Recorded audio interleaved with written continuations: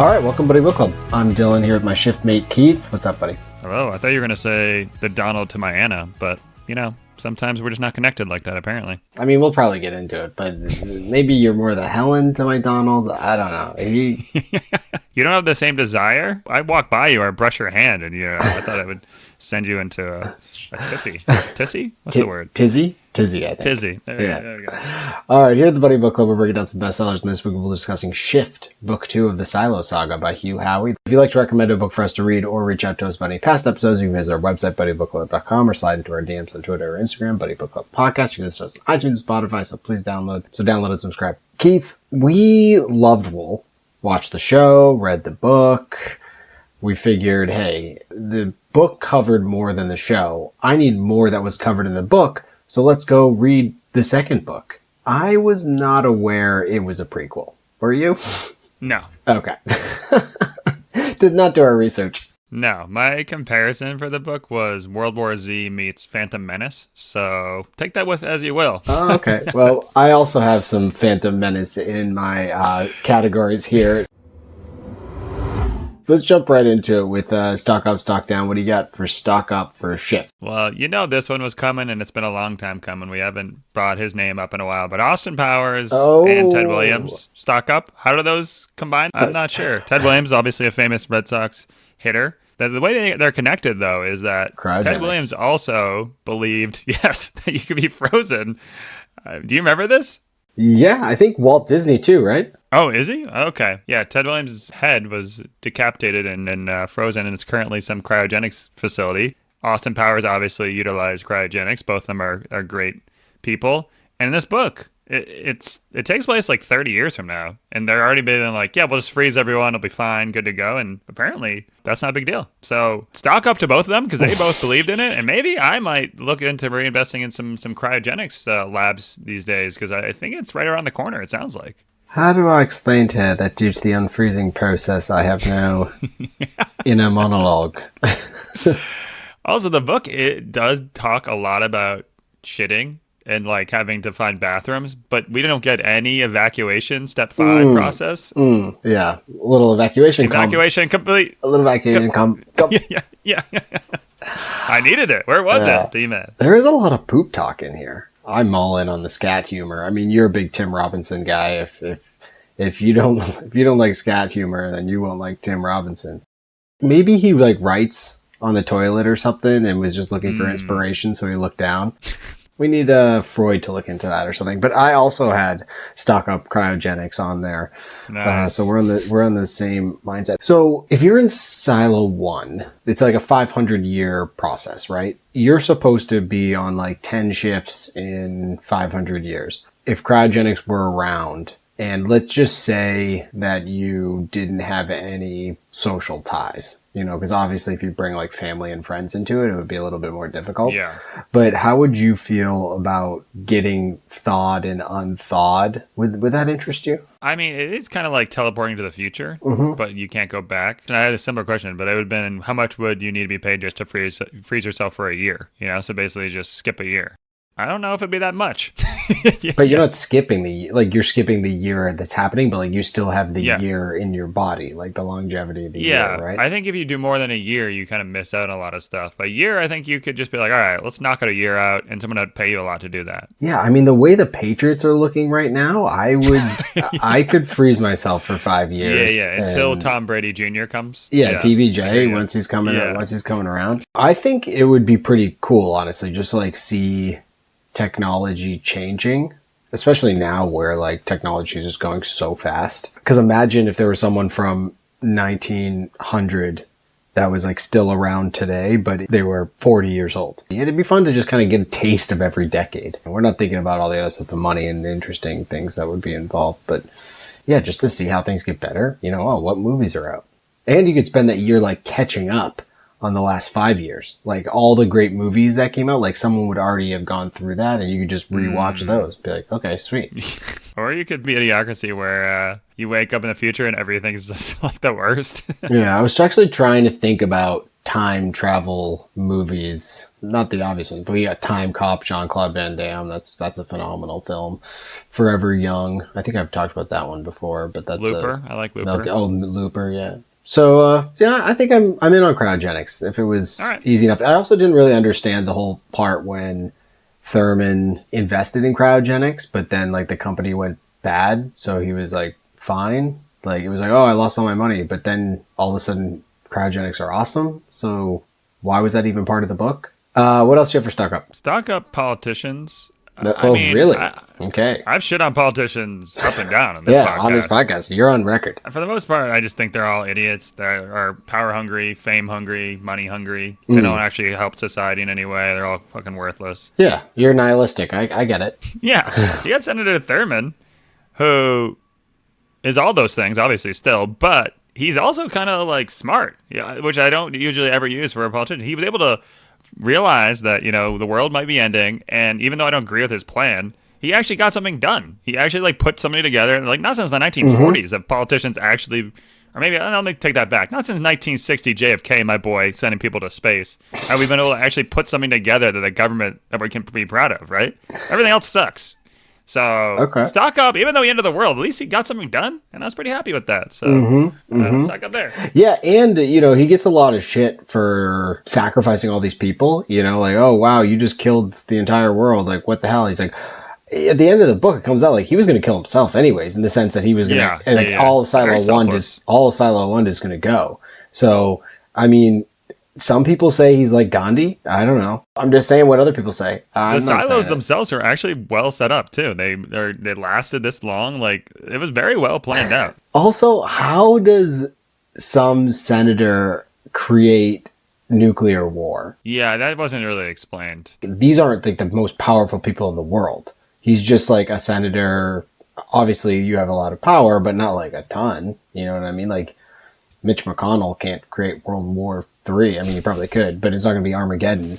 They're like, Iran's going to do something. It's like, why don't you just nuke Iran then? That's it. I thought the idea was that Iran had already released these nanobots, which were... but they're dead. How are they going to make them... But the nanobots were already in the air. They're self-learning. So once they're released... Oh, and then they were curing them of those? They can just straight up learn whatever, and then once they're in your body, they can just start breaking down cells or whatever the case is.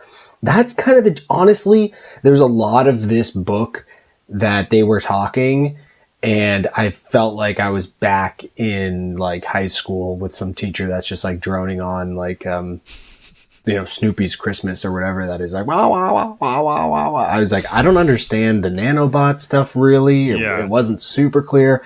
How did these guys just all of a sudden time Armageddon for the right while everyone was like waiting for the silos? They're like, okay, now we're getting Armageddon. Like, that didn't really tie together. Some good points. I didn't think about that, but yeah. So I listened to this on my trip to and from Michigan, so back and forth with the old wife in the car. So we listened to it together. She did not want a guest. She did not want to be a guest. Or she did, but then she didn't. I mean, I threw it out there. I said, hey, but she did help with a lot of the categories. I got to give her, a little pat on the back there. You're getting notes? You're getting people that help? I get notes. You have writers? Yeah, I got notes. Yeah, you kidding me? I got a whole writer's room. We pizza and beer. Right. When we were listening to it, there was sometimes that like I would pause it and I'd be like, wait, what is that? And she'd look over, she'd shake her head like, I don't know. And I'd be like, cool. Then we both don't know. Unpause it. Like, let's just go through it. So my last stock up is depression. So not a good thing, really. Depression stock's really low, as is the mood. But without those depression meds, Donald would be stuck in the unknowing, and as would his dear sister Charlotte. So it's a big win for depression, because of those meds, they would have just been another sheep in the silo, right? I guess so. I mean, I'm gonna have another stock about this next, but they're not depression, they're forget stuff meds. He's just like, I don't want to face the real world, so I'm just gonna take these pills. Like, it wasn't like something that he was like really depressed. It wasn't a medical condition. Like, his sister actually needed them for PTSD. He needed them because he was a huge pussy. Like, he's just being he's soft as baby shit, I like to say. That's literally all he was. You know what's funny is the wife was like, you might want to do like Donald as a stock down because he's a big pussy. And I was like, really? And she's like, well, maybe don't say that. Like, I don't think you can say bad connotation. So you said it. All right. Soft as baby shit. Soft as baby shit. I changed it to, which is soon eventually they'll be like, babies have rights too. You can't be saying that. Yeah, baby shit. Who says baby shit's soft? Yeah. Who are you to decide? We'll get into Donald later. But yeah, he was taking him to forget. Little dope sick vibes there. But it's just interesting that because of this medication, they're like, oh, we have this small percentage of people that are able to remember. Okay, why can he remember? They don't have the medications listed for him. But wouldn't they have it for everybody else? But I would have liked to not remember either. I'd like to be like in The Giver. You know how like once he starts realizing, that's worse. I'd rather be in the society where you're just like, everything's great. What's up? You know? Yeah. It was weird that people were really excited to get off their shift. They're like, oh, thank God my shift's finally over. I'm like, you're just going to put in this cryo chamber for next 100 years. Like, yeah, you never know if you're gonna wake up again. It doesn't really make a lot of sense. You never know. Okay. Did you have any other stock ups? Yeah, my last stock up, which is tied into what you just said, is stock up being an emasculated soft pushover. Stock up. I literally almost spit out my drink. And your dog started barking. Yeah, and my dog started going. Sorry. Donald's smart. All right, I'll give him that. He's a smart dude. He created the silo, which was obviously lasted for a while. But what other redeeming quality does he have? Everything else about him is shitty. He finds out he's helping to end the world, and he's like, I don't like this. This is the worst. And just starts drugging himself instead of actually facing the consequences. He actually makes a great analogy in the book. He's like, oh, this is kind of like the Nazis when they found out they were doing shitty stuff and just like were like, whatever. He's like, that's me. I'm like, yeah, that is you, bro. Like, what are you doing? Yeah, architects of death, right? And then he like finally remembers he's a terrible person, and he's just like, oh, I'm a terrible person. Yeah, and he just makes like these feeble attempts to escape and do like the least you could possibly do. He's just such a huge baby shit, you know. He's just so soft. And the worst though is he's just continually crying. He finds out his wife, who knows he's a huge pushover and probably left him immediately. He's probably happy to leave him and gets married and has kids. Finds out she's dead, and he like cries for like weeks and weeks and weeks. And Anna still likes him. I have no idea why. Why does Anna like this guy? Why? It doesn't make any sense to me, man. Anna's like, man, I just want to be with him. Like, what do you see in him? She's addicted to what the dick did. He's literally just crying the whole time in her arms for like weeks on end. I'm like, this guy's the worst. So, but apparently that works. Being a huge baby shit, emasculated, pushover, stock up. I totally understand being upset about your wife dying. Like, I'm sure that's terrible.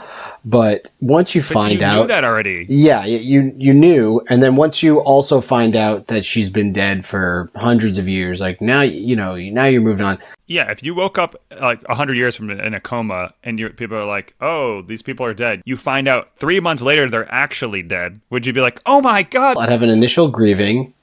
And then I would say, oh my God, Gladiator's on demand right now? Like, what are we doing? That's amazing.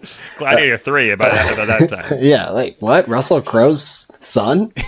Russell Crowe Jr. took up the mantle? He got frozen. Russell Crowe's still alive at this point. I would hope so. I mean, out of all the Australians to freeze, he's number one. Is he Australian? Yeah. Is he New Zealand or Australian? I'm pretty sure he's an Aussie, but maybe he's from New Zealand. I don't know. They're all together for me. I just circle them both on the map and say, they're good. New Zealand kid. Oh my God. But he spent 10 years of his childhood in Australia, so we're both right. Okay, nice. perfect. Right, I like it that way. And then after this, his wife's been dead for 100 years. He has this cringy thing at the beginning with Anna where it's like, I can't work with her. Oh my God, I can't work with her. She's helping me set up a computer. Like, she's bending over at my desk. This is uncomfortable for me. He can't just be fine with there's a woman next to him. Like, yes, you had a relationship, but now you're married. You don't have to do anything. Don't be a weirdo. And as a friend of yours, be friendly, whatever, move on.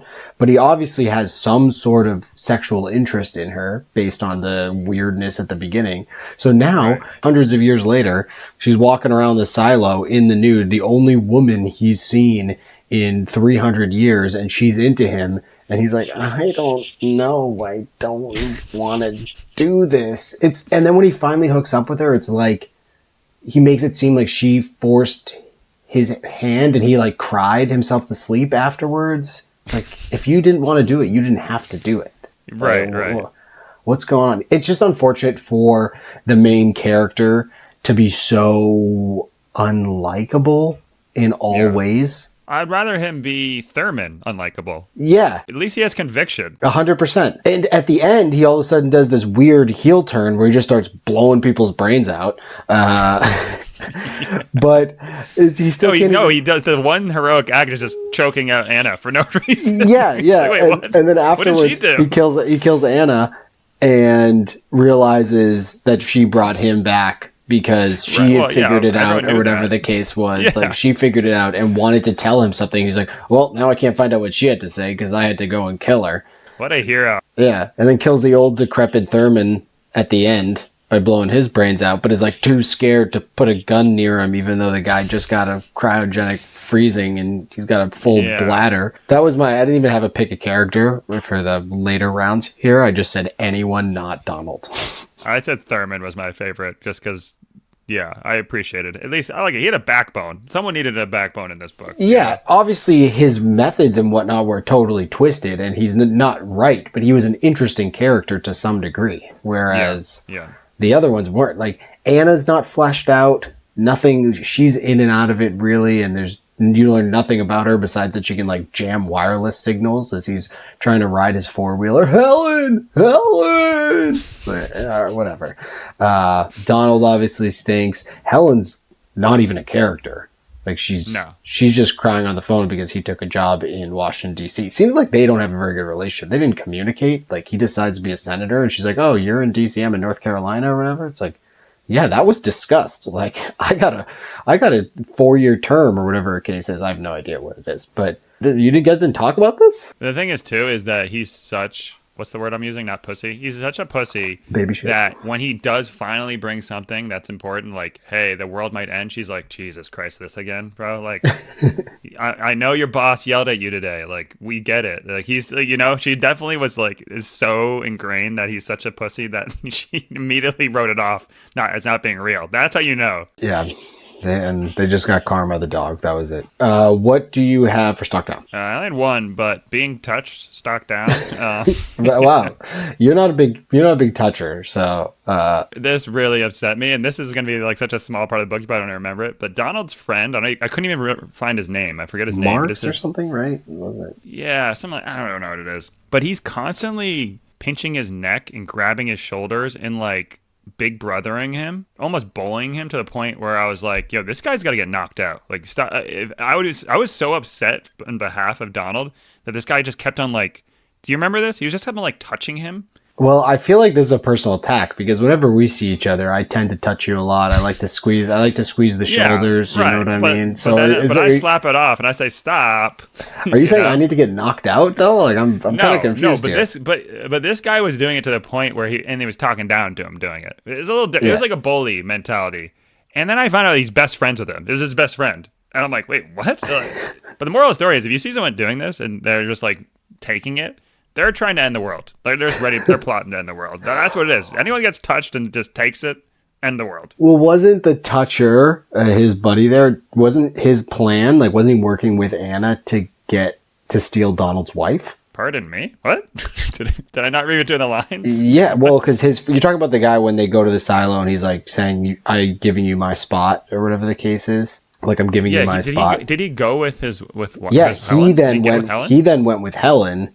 And they had like a family together and children and grandchildren and whatever the case is. Like so he's a huge bully. Like I said, he wasn't even his friend. Yeah, I knew that. Okay, that makes that ties in. That makes a lot more sense. They're still Eskimo so Donald's the worst.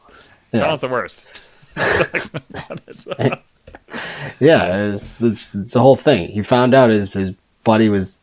Had a full life with his wife. Okay, have you not seen Pearl Harbor? Great movie. I know, it's exactly what I was thinking about. It was exactly like, oh, Ben Affleck is Donald. That checks out. Yeah. He comes back. Josh Hartnett is his buddy. How dare you? Ben Affleck is not Donald. Come on. Donald's the worst. There's no, actually, I personally cast the actor for Donald coming up. Oh, okay. Interesting. Preview. Stay tuned. You have to cast Kate Beckinsale as Helen based on the movie. She was great in that. I honestly, truthfully, am not lying. I love that movie. I really liked it too. I got to rewatch it, but it's like 3 hours long. There's a wonderful 45-minute fight scene, I think that movie is like the best Michael Bay has ever done, besides Armageddon. Well, yeah, of course. Well, Bad Boys is pretty good too. But... my only stock down is prequels. So, not since The Phantom Menace have I been this disappointed. Like we had previously talked about, I didn't even know this was a prequel. I went into it being like, where's Juliet? Oh, we're going to get to Juliet now. Because it'd be like, the Legacy, the Pact. I was like, okay, the Order. It's like the next one's going to be the Juliet. And not until pretty much the epilogue, right? Do we even She hear makes her. the Luke Skywalker episode 7 appearance. Yeah, exactly. You just see him on the hill or whatever, and that was Juliet coming in for that. It was really unfortunate. If the prequel aspect to this was the origin story of the Silos, which is what was taken on in the first act here, I was in. I was like, okay, this is cool. Now it's opening up in DC, 150 years before, or whatever, 300 years before, whatever the case is. I was like, all right, like this is interesting. Let's see. And the creation of Silos, how that all worked out. Okay, cool. Down with that. But then after the bombs go off and everyone goes into the silos, we figure out, oh, okay, that's how it worked. There's 50 states, this kind of thing. That was all I needed. And that was after, 150 pages of a 500-page book. So after that was either stuff we already knew, being the Jimmy stuff, or new story, which was like the mission story, which we can get into later. And then just like continuing Donald waking up as Troy, but then like figuring stuff out, but it wasn't interesting. None of it was really that interesting. It was ballsy to not just go back to the easy characters and just write out that story. I thought it was cool to do, hey, I'm just going to create new characters, do things. It's just the problem was that the characters kind of sucked and they weren't that interesting. So, yeah, it didn't show progress to where it was going necessarily. Like all of this, the prequel stuff, it wasn't like, here's how it ties into Wool. Like, here's how it ties into that story outside of Donald's story, which, like I said, this last half of was not really informative and kind of useless. So the other ones were just kind of, it did feel, which it was written as originally, like different novellas. Like, okay, like the whole Donald story was one novella. The mission story was another novella. And like the Jimmy background was another novella. It was like, okay, that kind of makes sense if I was reading it like that and I knew that was the case. But stuffing them all into this book, and publishing it just didn't really make a ton of sense for me. We've done a lot of hating, that's for sure. And we will do more. Let me be clear. But what did you love? I mean, I do think I liked it more than you, probably. I thought the writing was still good. I do think the writer's great. When I reviewed it, I thought about the story. I was like, this didn't really make a lot of sense. But I still think his writing's captivating. And even though the stories weren't, you're probably going to hate me for this. But I still want to read book 3 because I still want to figure out how this ends, how he wraps it up. And I do think he's a good writer. I was scared you were going to say that. Yeah. I mean, maybe not for the pod. Maybe it's... because I was reading just like the Wikipedia article, because the Wikipedia only has like the whole Silo series. And I started to scroll down to Rust, or whatever the last one is. I was like, ooh, maybe I just read these 2 paragraphs and feel really good about it and then move on with my life, which is probably what I'm going to do. I don't want to do it for the pod. That's fair. I honestly think what's good about the book is the show's going to do a good job with it. So I don't think the book did a good job, but I think what they're going to do in the show is start creating these characters that you flash back to, that while you're in season 2, likely they're showing more of the history, like how they got here. And then it goes hand in hand with what's going on currently, more like a Lost would do, right? It's interesting you say that, because I had a lot of Lost vibes with this book. I'm hoping that they do a like cleaner, concise way in the show, especially because the show has already shown that they're not going to really stick to the source material a ton, and they're going to stretch certain things out and compress other things. I'm totally down with all that. When we meet Jimmy, for example, we then go back and see his beginnings. I could be interested in that. The problem with Jimmy in this one was that we already knew that he had survived through Silo 17. So him getting in these like sporadic fights and whatnot, there was no thrill to it, because we know, okay, he's getting out of this.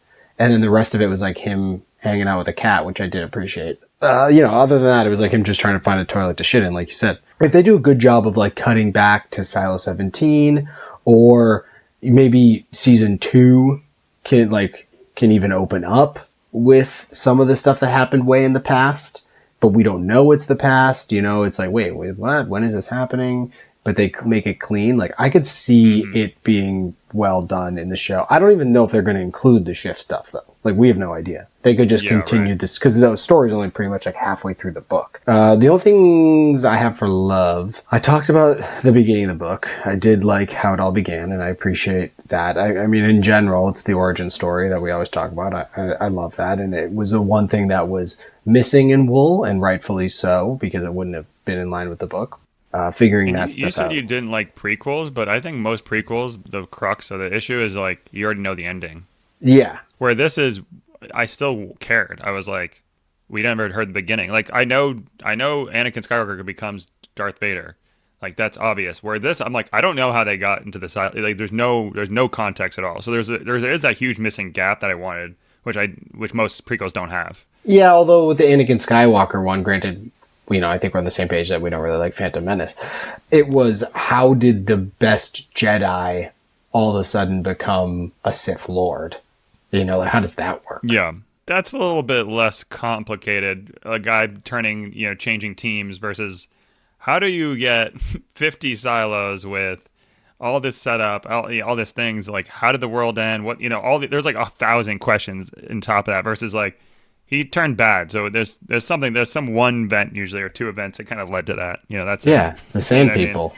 Yeah, I hate sand. That's what I'm saying. I like the beginning, so I like that part because that was I interesting. Agree with you there. The part one. Really, the only other thing that I liked was the mission. How do you feel about the mission story? I liked it. I didn't like it. Oh, I don't really know even what happened. Buddy is trapped in IT, and then the worst part is that they give him a riling speech, his buddy, and then he goes from being like, I don't want to be here, to like, now I'm shooting this teacher. Like, none of that was explained. Why was he doing that? Yeah, it was sped up, but.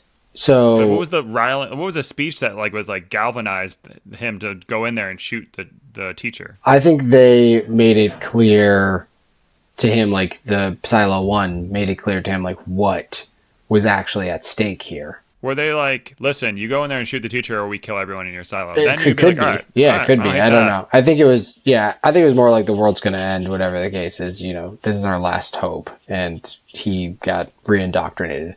I don't really need to know 100% that. I just liked, it felt like we were back in Wool with that storyline. Yeah, I agree. And it was like meeting new characters. You got a little like the microcosms of how the silo worked with, the porters being mad at other people that are like trying to move stuff around, and like how the farmers work, and like, their people are starting to do their own little farms on different levels. Like, well, that's putting us out of business. Like, we can't have that. And just the aspirations of those characters. I did think that the Old Crow was interesting and cool. I did wish that it was like Helen, for example. So it was like tied us back to someone. Right. So it was like, oh wow, like she's been around since then, and now she's aware of it. And in general, the idea being that Donald like saved Silo 18 earlier because, they could have just gassed the whole place, but he realized it's just this one woman who's doing it. So instead they kill her and then basically give everyone forget pills. And it starts over. Call the group, so there's only however many people left. Give them all forget pills. Like, Mission doesn't even know his name or anything anymore. He's just a new person and like now has a family and all that stuff.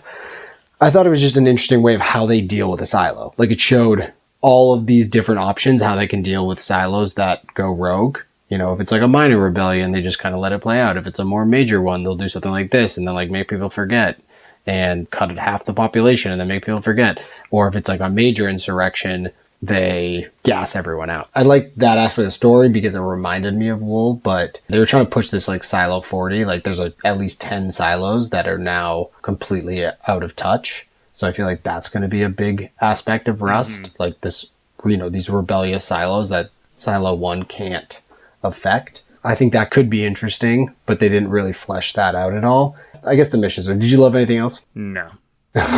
What about hates? I didn't really like Mission. I didn't like Jimmy. Hated Donald. All the new characters, I just didn't like them. Not much going on with them. Yeah. Yeah, wasn't a big fan.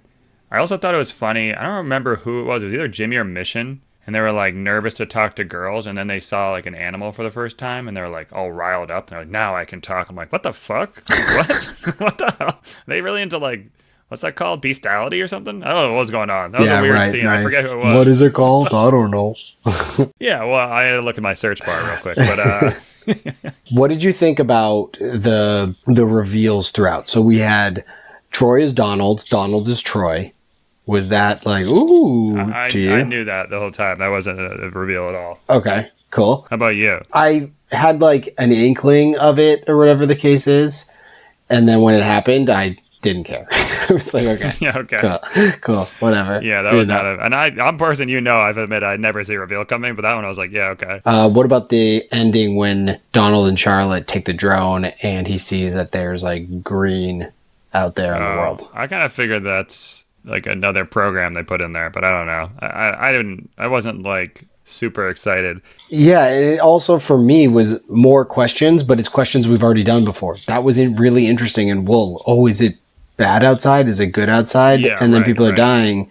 And then, so if there's green out there, then there's like people alive out there. But if there's civilizations out there, wouldn't they know that there's silos? And then also wouldn't Thurman's whole plan be fraught? It's like that place in Ukraine where you can't go because all the Chernobyl? Radiation.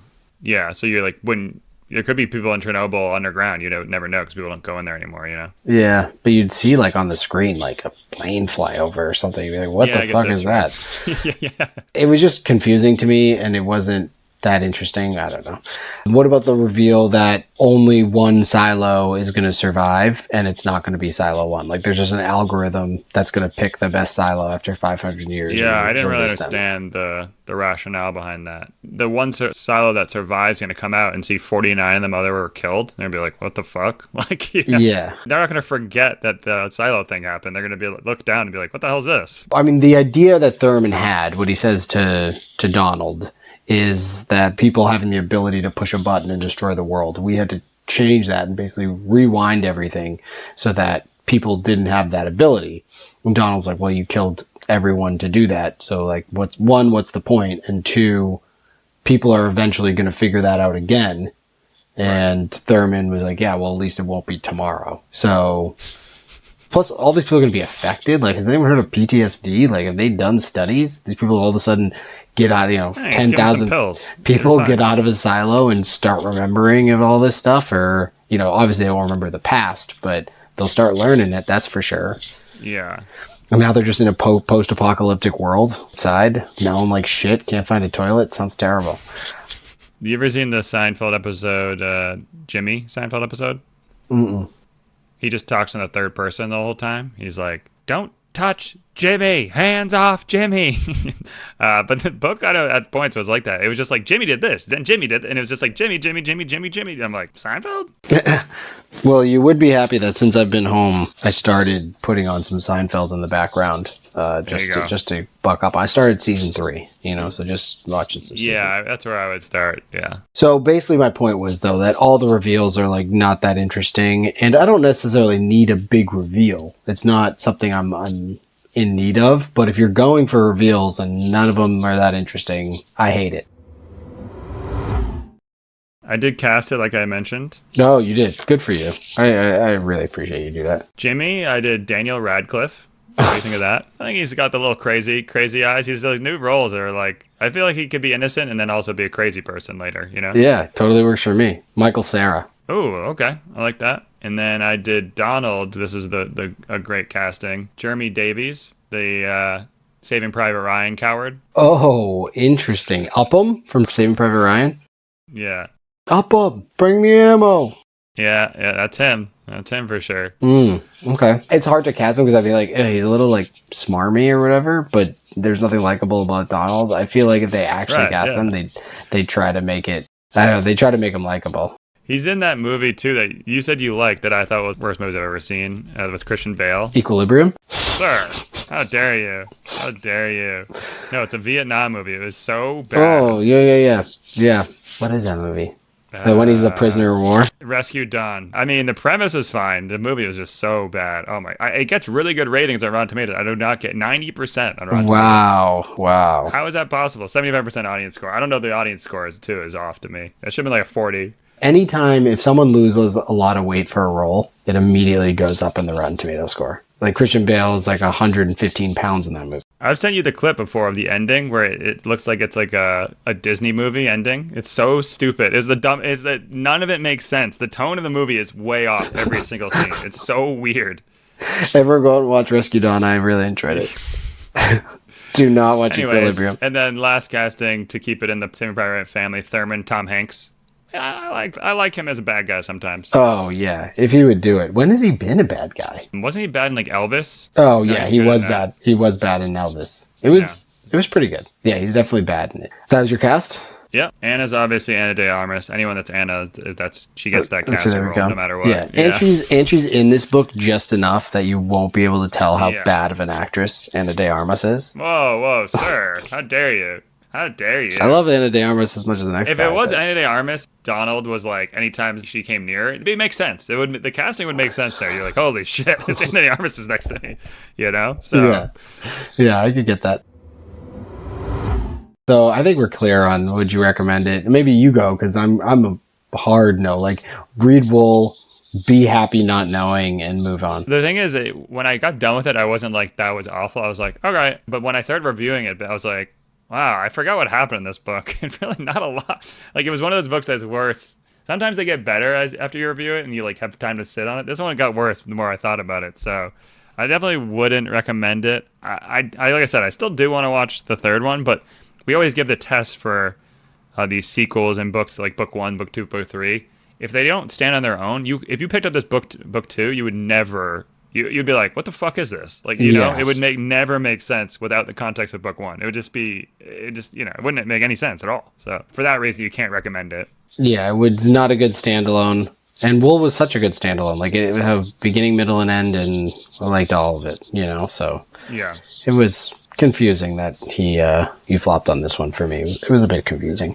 Yeah, we're not going to read Rust on this pod, but if you read it and you really like it and you want to do, you know, a solo silo pod, feel free to talk to yourself for 15 minutes about it. I do that all the time, so it's really different than usual. Come on, you could live cast from the toilet and really bring your inner Jimmy out. All right, Keith. Well, I think we have some somewhat exciting news, right? Because, you know, we kind of said this as a joke 50 episodes ago.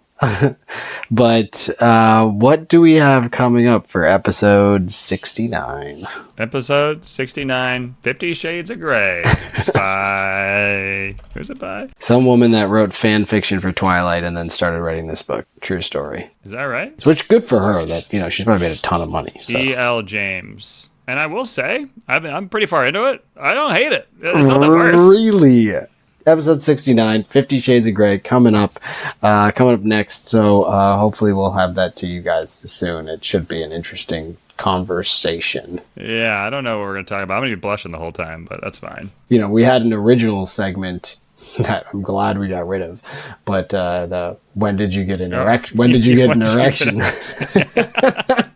What a segment! I forgot we had that. Yeah, it's classic. So you know, we'll have to fight for this one. I'll tell you the exact timestamp. That bell will be ringing all day. What? All right. Well, it was good talking to you. That was Shift by Hugh Howey, the second of the Silo Saga, and we'll catch you all for 50 Shades. Bye now. Bye now.